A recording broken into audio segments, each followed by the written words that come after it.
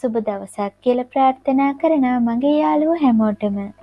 Life විත් සිනමා අපි අදත් ඔයාලා වෙනුවෙන් ලස්සන ඉංග්‍රීසි මූවි එකක් අරන් ආවා. අද කතාව ගැන කෙටියෙන් කිව්වොත් එක්තරා දාමඝාතකයෙක් පුද්ගලයන්ගේ රහසිගත තොරතුරු හොයාගෙන එයාලට බලපෑම් කරනවා. මේ විදිහට බලපෑම් කරලා තමන් ළඟට ගෙන්නගෙන හැම කෙනෙක්ම මරනවා. මෙයාලව මරන්නේ ලයිව් ප්‍රෝග්‍රෑම් එක. ඒක තමයි රතු බංකරේ. මේ ගැන ගොඩක් විස්තර හොයන්න පොලිසිය උත්සාහ කරනවා. එයාලට පුළුවන් වේවිද විස්තර හොයාගන්න. මේ දාමඝාතකයා ඇතුළු ටීම් එකට දඬුවම් කරන්න පොලිසියට අවස්ථාව ලැබේවිද? මේ ප්‍රශ්න හිතේ තියාගෙන අපි අදත් වීඩියෝ එකෙන් උත්තර හොයමු. වෙනද වගේම ගොඩාක් ආදරෙන් ආරාධනා කරනවා. අවසාන තත්පරේ වෙනකම් අපිත් එක්ක ඉන්න. channel එක subscribe කරන්න bell icon එකත් all දාලා තියාගන්න කියලා මතක් කරන ගමන් අපි යමු වීඩියෝ එකට. Feel low, you can still go. Even when you feel slow, you can still go. Even when there's no hope, you can still go. I never answer to... කතාව පටන් ගන්න කැලුම් කියන පිරිමි ළමයාගෙන්. මෙයා වැඩ කරන ගමන් තමයි ඉන්නේ. එයාට කෝල් එකක් එනවා. කතා කරන කෙනා කියන්නේ වෙලාව මෙයාව හම්බ වෙන්න ඕනි කියලා. ඇඩ්‍රස් එකක් මැසේජ් කරනවා. දැන් මාවේ නැත්තම් ස්ක්‍රීන්ෂොට් එයාගේ අම්මට වගේම ගර්ල්ෆ්‍රෙන්ඩ්ටත් යවනවා කියලා කියනවා. කැලුම් ගොඩක් බය වෙනවා. එයා ඉක්මනින්ම යන්න පිටත් වෙනවා. කැලුම්ට මැසේජ් කරලා තිබුණ ඇඩ්‍රස් එකට එයා යන ගමන් තමයි ඉන්නේ. මේ වෙලාවේ හොඳටම වහිනවා. එයා දකිනවා වාහනයක් නවත්තලා තියෙනවා. ඒ වාහනේ ළඟ බිම කෙනෙක් නිදාගෙන ඉන්නවා. ඒ වගේම වාහනේ ඇතුළේ කෙනෙක් ඉන්නව එයා දකිනවා. එයා ඉක්මනින්ම කරන්නේ හදිසියෙම මේකට කතා කරනවා. කතා කරලා මේ විස්තරේ කියනවා. කියලා එයාටත් ලයින් එකේ ඉන්න කියලා එයා යනවා මේ වාහනේ ළඟට බලන්න. කැලුම් විස්තර කියන ගමන් මේ වාහනේ ළඟට යනවා.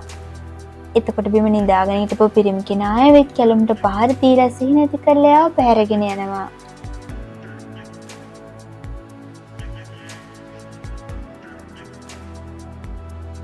ඊළඟට අපිට පෙන්වන්නේ අනිත් දවසේ උදේ. කලින් දවසේ කැලුම් කෝල් කරලා කියපු තැනට පොලිසියෙන් ඇවිත් පරීක්ෂණ කරනවා. මේ පරීක්ෂණේ බාර වෙලා තියෙන්නේ DCI ජෝන් ලූතරට. කතාව ඉස්සරහට මම යාව ජෝන් කියලා හඳුන්වන්නම්. මෙතනදී ජෝන්ට විස්තර පැහැදිලි කරන කෙනා මාටින්. මාටින් කියනවා මේ මැරිලා ඉන්න කෙනාගේ නම ජෝන්ස්. එයා බැංකු නිලධාරියෙක්. මීට අවුරුදු 7කට කලින් තමයි එයා අතුරුදහන් වෙලා තියෙන්නේ. මිනිහා ඉස්සර තිබිලා තියෙනවා. ඒ වගේම මේක සියදි විනාශා ගැනීමක් කියලා සැක කරනවා කියලා. එතකොට ජෝන් අහනවා එච්චර කල් එයා කොහෙද ඉඳලා තියෙන්නේ කියලා. ඒත් ඒකට දෙන්න උත්තරයක් නම් මාටින් ළඟ නැහැ. ජෝන් අහනවා මේ වාහනේ කොහින්ද කියලා.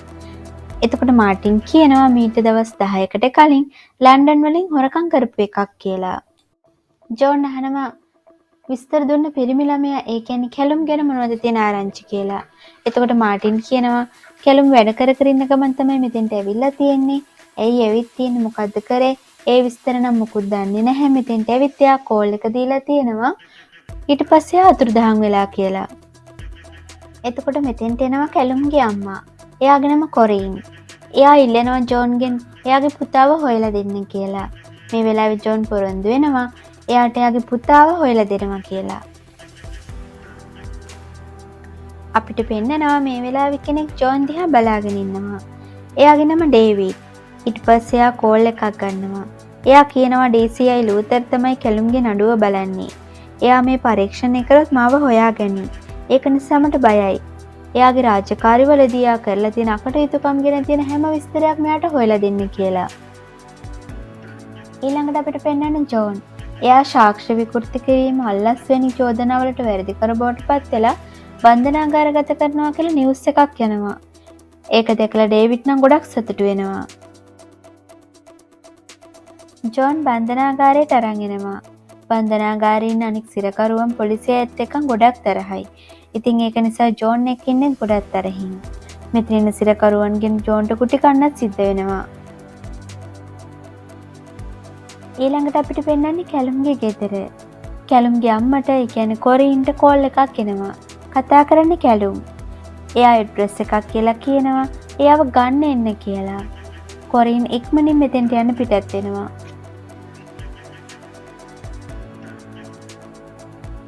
කොරින්නේ කැලුම් දුන්න ඇඩ්‍රස් එකට එනවා. ඒ ගෙදර කවුරුත්ම නැහැ. කොරින් කතා කරනවා. කතා කරත් කවුරුත් එළියට එන්නේ නැහැ. කැලුම්ට කෝල් එකක් ගන්නවා. එතකොට එයාගේ ෆෝන් එක රින් වෙන වැහෙනවා. කොරින් ගේ ඇතුළට වෙනවා. මෙන්න මේ වෙලාවේ අපිට පේන්නනවා තවත් අය මෙතනට එනවා. මේ කැලුම් එක්කම අතුරුදහන් වුණ අනිත් අය ගෙවල් වලින්. කැලුම්ගේ අම්මට වගේ අනිත් අයටත් කෝල් එකක් ගිහින් තියෙනවා. මේ ඇඩ්‍රස් එක තමයි දීලා තියෙන්නේ. ඉතින් ඒක නිසා තමයි මෙතෙන්ට යාලා එන්නේ. මෙතෙන්ට එන කොරින් වගේම අනිත් අයත් දකිනවා. පැහැරගත්ත හැම කෙනාම වගේ එල්ලලා මරලා ඉන්නවා. මේ වෙලාවේ හොඳටම වහිනවා. මේ ගෙදරින් එළියේ ඉඳගෙන පිරිමි කෙනෙක් ඒ දිහා බලාගෙන ඉන්නවා. ටික වෙලාවකින් මේ කාමරේ ගින්නක් ඇති වෙනවා. මේ ගින්න නිසා හැමදේම විනාශ වෙලා යනවා. මේ වෙලාවේ කොරින් දකිනවා ජනේලයෙන් කෙනෙක් විස්මුණක් දාගෙන බලාගෙන ඉන්නවා. අනිත් දවසේ උදේම කෝල් එකක් එනවා ලේඩි කෙනෙක්ට. එයා එනවා කලින් දවසේ ගිනිගත්ත ගේ ළඟට. මෙයාගේ නම DCI රේන්. එයා තමයි ජෝන් වෙනුවට ඒ පෝස්ට් එකට දෙන්න ඇවිත් ඉන්නේ. රේන් යාගේ ටීම් එකට කියනවා මේක කරේ කවුද කියලා හොයාගන්න නම් මේ අතුරුදහන් වෙච්ච හැම කෙනාටම තියෙන එක පොදු ලක්ෂණයක් හොයාගන්න කියලා. මේ විදිහට මෙයා වැඩ පටන් ගන්නවා. ජෝන් දැන් ඉන්නේ බන්ධනාගාරේ. එයා ඉන්න කාමරේ දොර යටින් කවුරු හරි කෙනෙක් ලියුම් කවරයක් ගෙනත් දෙනවා. ඒකේ තියෙන රේඩියෝ සංඛ්‍යාතයක්. ඒක ගෙනාපු කෙනා කවුද කියලා නම් ඒ වෙලාවේ හොයාගන්න බැරුව යනවා. ජෝන් ඉක්මනින් මේ channel එකේ විකාශනය කරන දේ අහනවා. කැලුම් උදව් විදලා අඬන සද්ද තමයි ඇහෙන්නේ. ඒ වගේ මේකේ ජෝන්ට පණිවිඩයක් තියෙනවා. ඒ පණිවිඩය වල තියෙන මේ ඝාතකයා. එයා කියනවා ජෝන් එකම බස් හෝල්ට් එකේ හිටියා. ඒත් එයාට අඳුරගන්න බැරි වුණා කියලා. ඒ වගේ මෙයා කරපු දේ නිසා තමයි මේ වෙලාවේ ජෝන්ට බන්ධනාගාරේ ඉන්න වෙන්නේ කියලාත් කියලා තියෙනවා. මේ විදිහට විස්තර අහනකොට මෙතෙන් තවත් නිලධාරියෙක් එනවා. ඒක නිසා යාට ඒ විස්තර අහන එක නවත්තන්න සිද්ධ වෙනවා. ජෝන්ගේ රූම් එකට එන නිලධාරියා කියන්නේ එයාව හම්බ වෙන්න කෙනෙක් ඇවිත් ඉන්නවා කියලා. ඒ වෙන කවුරුත් නෙවෙයි කොරින්. ඒ කියන්නේ කැලුම්ගේ අම්මා. එයා අඬ බයිනවා. පුතා හොයලා දෙනවා කියලා පොරොන්දු වෙලත් එයාට ඒක කරගන්න බැරි වුණා කියලා. ඒ වගේම ජෝන්ට බොරුකාරයා කියලා බැනලා මෙතනින් යන්න යනවා. කොරින්ව බන්ධනාගාරයට එක්ක ඇවිත් තියෙන්නේ වෙන කවුරුත් නෙවෙයි ඩේවිඩ්. කොරින් එයාට ස්තුති කරනවා එයාව බන්ධනාගාරයට එක්ක ආපු එකට. ජෝන් එයා ළඟ හංගගෙන හිටපු ෆෝන් එකෙන් කෝල් එකක් ගන්නවා DCI රේන්ට. එයා කතා කරලා විස්තර කිව්වත් රේන් එක අහන්න කැමති වෙන්නේ නැහැ. මේ වෙලාවේ රේන් කරන්නේ ජෝන්ට බැනලා ෆෝන් එක තියෙනවා. ඒ වගේම එයා කියනවා බන්ධනාගාර නිලධාරීන්ට කියලා ජෝන් ළඟ තියෙන ෆෝන් එක අයින් කරන්න කියලා. එයාගේ වැඩවලට බාධාවක් වෙන්න දෙන්න එපා කියලා. ඊළඟට ජෝන් කතා කරන්නේ එයාගේ යාළුවෙක්ට. එයාගේ නම ඩෙනිස්. එයාට කතා කරලා කියනවා ජෝන්ව බේරගන්න කියලා. ජෝන් ඩෙනිස් එක්කන් කෝල් එකේ ඉඳින් එයා ළඟට එන බන්ධනාගාර නිලධාරීන් එයාගේ ෆෝන් එක ගන්නවා. ජෝන්ට හිතවත් නිලධාරීන් දෙන්නෙක්ට කතා කරලා ජෝන් කියනවා එයාව වෙන තැනකට අද රෑම මාරු කරන්න කියලා. එතකොට එයාලා කියන්නේ ඒක කරන්න බැහැ නිකම් මේකට සැලැස්මක් ඕනි කියලා. ඉතින් ඒ වෙලාවේ ජෝන් කියනවා බන්ධනාගාරයෙන් අනිත් සිරකරුවන් එයා ළඟට එවන්න කියලා. මොකද එයාලා තරහයිනේ. එතකොට එතන රණ්ඩුවක් ඇති වෙනවා. ඒක නිසා ජෝන්ව වෙන තැනකට මාරු කරන්න පුළුවන්. ඒක නිසා තමයි එයා ළඟට අනිත් සිරකාරින්ට එන්න දෙන්න කියලා කියන්නේ. අනිත් නිලධාරීන් දෙන්න මේ වැඩේට කැමති නැති වුණත් අවසානයේ ජෝන්ගේ කතාවට එකඟ වෙනවා. එදා රෑ ජෝන්ව වෙන තැනකට මාරු කරන සැලැස්ම ක්‍රියාත්මක වෙනවා. එක සිරකරුවෙක් ලණුවක් ගැට ගහලා සියදිවි නසා ගන්න උත්සාහ කරනවා. මේක දැකපු ගමන් බන්ධනාගාර නිලධාරීන් ඉමර්ජන්සි සවුන්ඩ් ඔන් කරලා මේ කාමරයට යනවා. මේ වෙලාවේ මේ නිලධාරීන් දෙන්නට පහර දීලා යතුරුත් අරගෙන මේ පුද්ගලයා යන්නේ ජෝන්ගේ කාමරේ දොර අරගන්න. මේ සිරකරුවන් සූදානම් වෙන්නේ ජෝන්ගේ කාමරේ දොර අරගන්න. දොර අරගන්න බැරි නිසා යාළුවා මෙතන ගින්නක් ඇති කරනවා. මේ වෙලාවේ ජෝන්ුයි මේ සිරකරුණුයි අතර ටිකක් ලොකු රණ්ඩුවක් යනවා.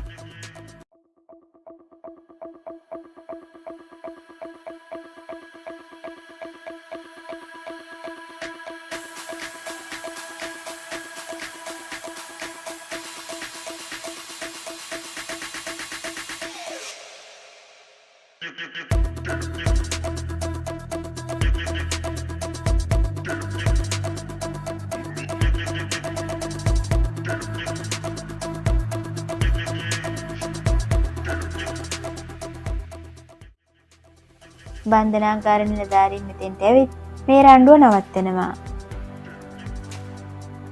මේ රණ්ඩුව නිසා ඔන්න ජෝන්ට ඕන දේ සිද්ධ වෙනවා. එදාරෑ බන්ධනාගාරයෙන් වෙන තැනකට මාරු කරන්න තමයි හදන්නේ.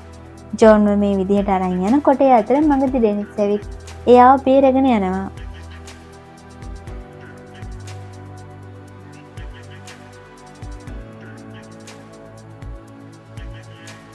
ඩේවිඩ් එනවා එයාගේ වයිෆ් බලන්න.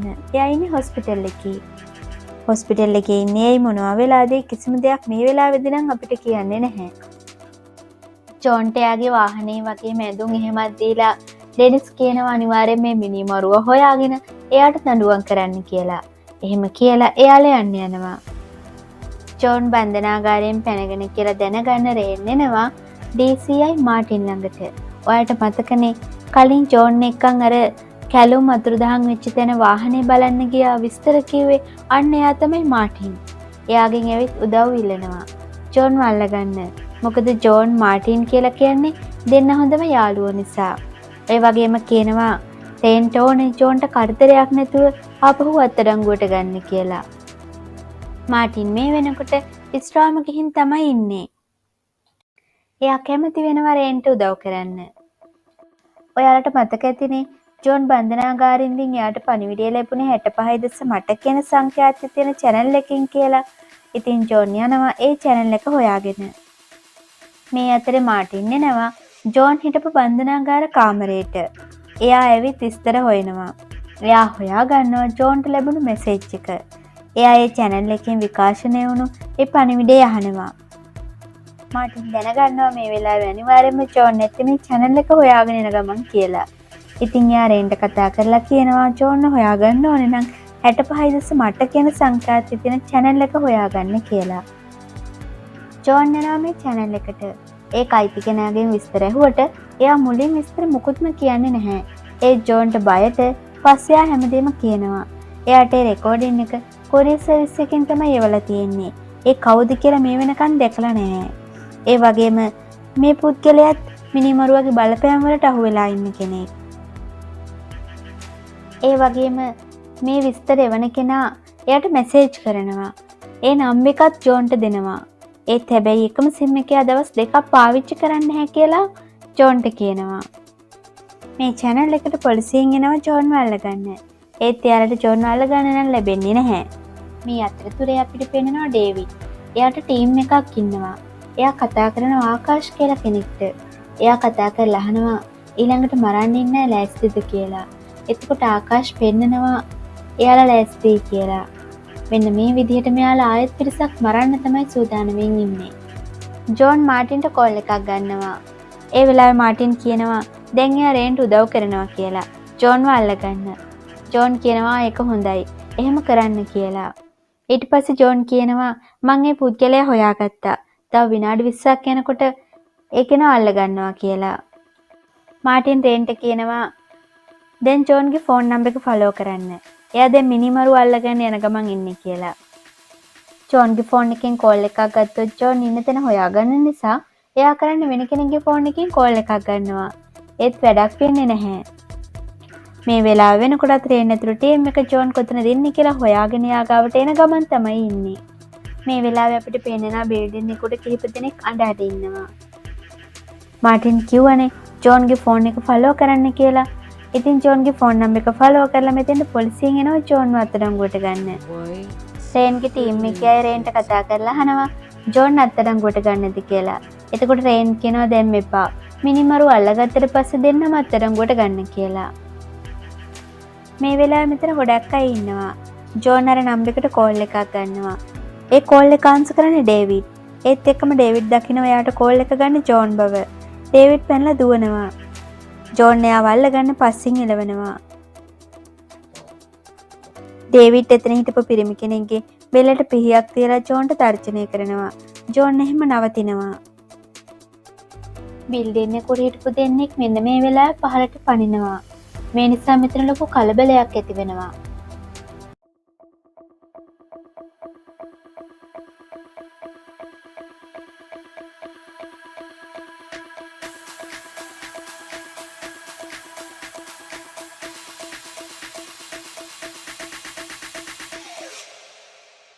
මේ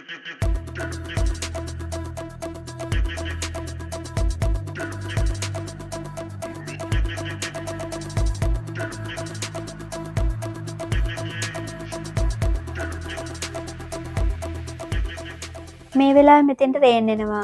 එයා කියනවා දෙන්නම් බිම දිගා වෙන්න. නැත්තම් වෙඩි තියනවා කියලා. මෙන්න මේ වෙලාවම තමයි බිල්ඩින් එක උඩ හිටපු කෙනෙක් බිමට පයින්නේ.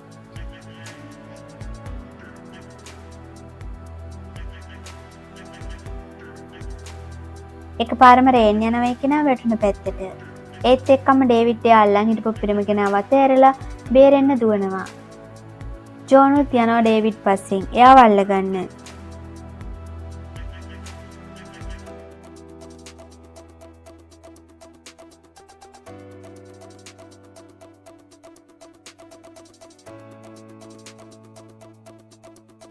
ඩේවිඩ් හා ජෝන් අතර මේ වෙලාවේ ලොකු සටනක් යනවා.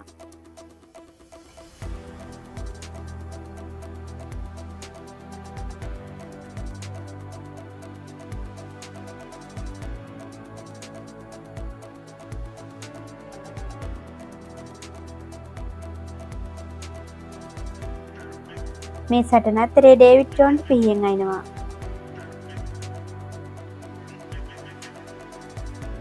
මේ වෙලාව මෙතෙන් දෙන පොලිස් නිලධාරියා ඩේවිඩ් වල්ලන් හිටපු ජෝන්ට ඔළුවට පාරක් ගහනවා. ඒක නිසා එයා බිම වැටෙනවා. ඒත් එක්කම ඩේවිඩ් එයාගේ කකුල කපලා මෙතනින් පැනලා දුවනවා. ජෝන් මේ පොලිස් නිලධාරියට උදව් කරනවා. ඒ වෙලාවේ එයා කියනවා පොලිසියට අහු වෙන්නේ නැතුව බේරිලා යන්න කියලා. ජෝන් අකමැත්තෙන් වුණත් එතනින් දුවගෙන යනවා. ඩේවිඩ් ඊළඟට කෝල් එක ගන්නේ රේන්ගේ සහායකයාට. එයාගේ නම ආච්. එයාට කතා කරලා කියනවා ජෝන් ගැන බලාගන්න කියලා. එහෙම නැත්නම් එයාගේ විස්තර තියෙන ස්ක්‍රීන් ෂොට් ටික වයිෆ්ට එයාගේ අම්මටයි පෙන්නනවා කියනවා. ඩේවිඩ් ආකාෂ්ට කතා කරලා කියනවා එයා තව එක්කෙනෙක් ගන්න යනවා. ඒක නිසා ඔයා ඊළඟ වැඩ ටික බලාගන්න කියලා. ජෝන්ට ගොඩක් අමාරුයි. එයා තනියම තුවාල වලට බෙහෙත් දාගන්නවා. ඊට පස්සේ ජෝන් කෝල් එකක් ගන්නවා මාටින්ට. එයා කියන්නේ රේන්ට කතා කරන්න ඕනි කියලා.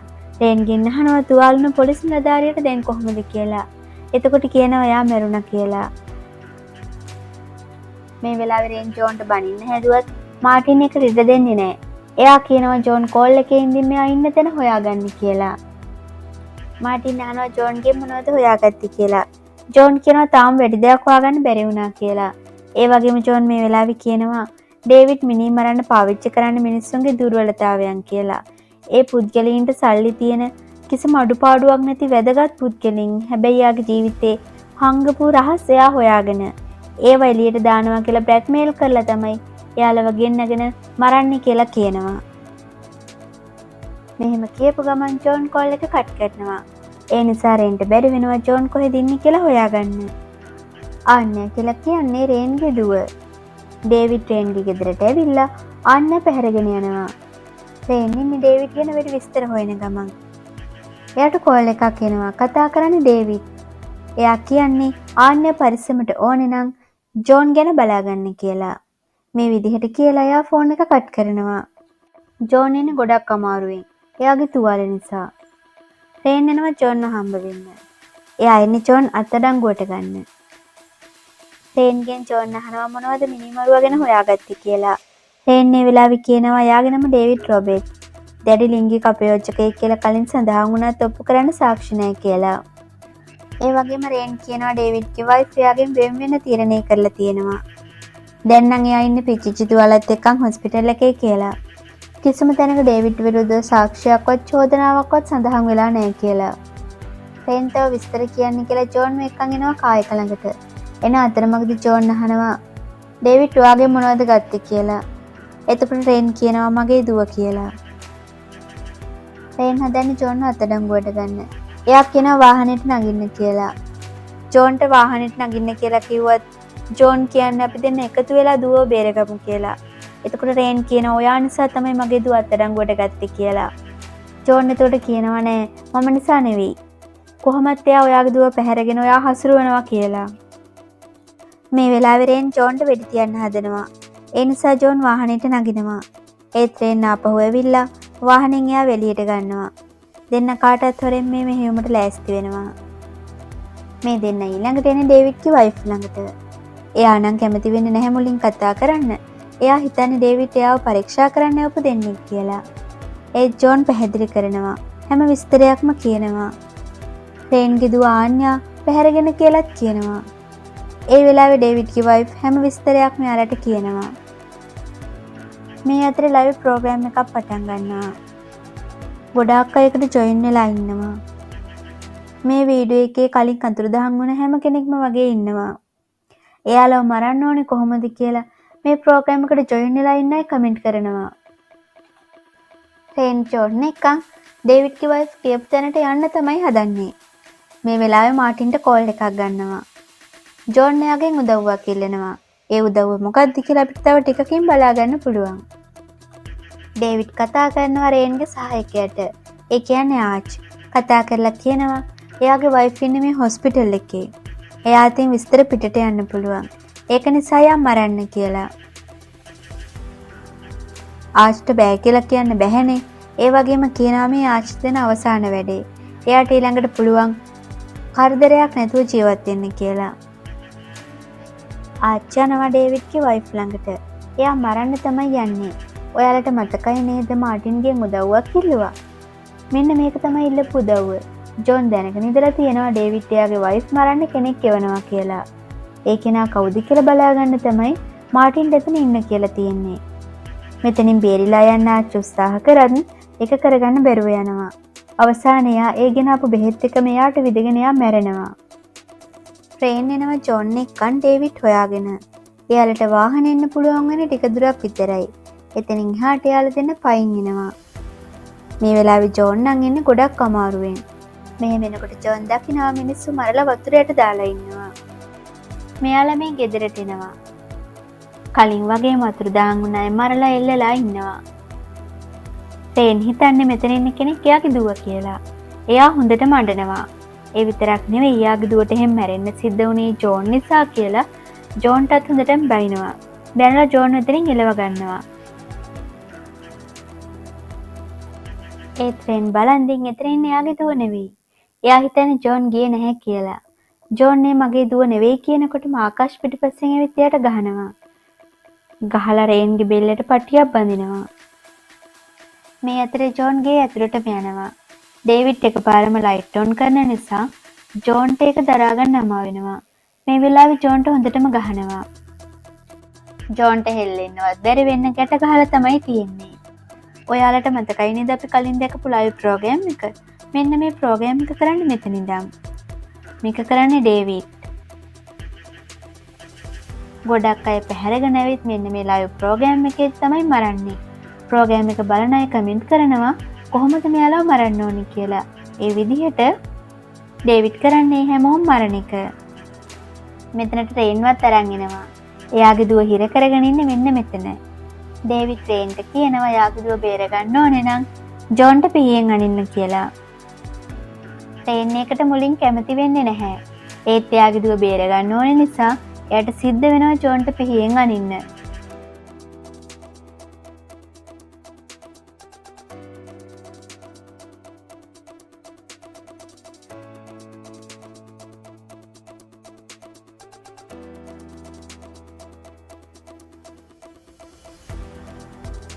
ඊළඟ අවස්ථාව වෙන්නේ ජෝන්ට. ජෝන්ට මිටියක් දීලා කියනවා අන්න බේරගන්න ඕන නම් රේන්ගේ වම් කකුලේ දන් හිසට ගහන්න කියලා.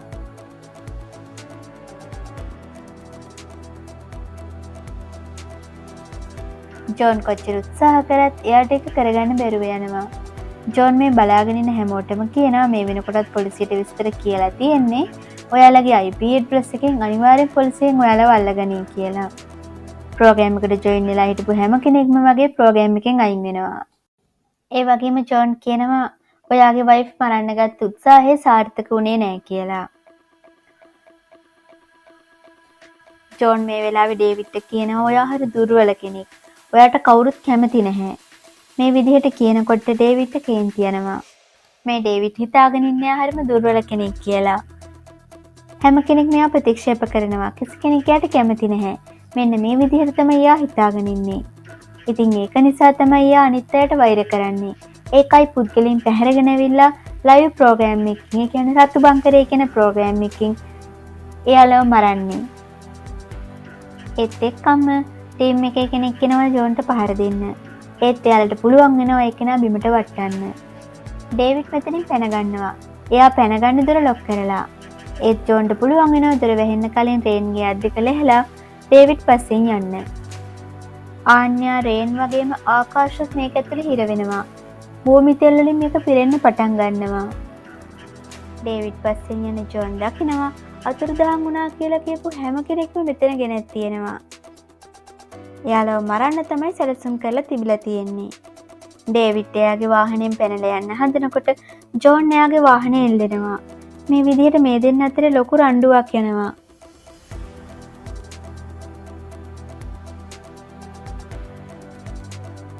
මේ දෙන්නගේ රණ්ඩුව නිසා මේ වාහනේ වතුරට වැටෙනවා.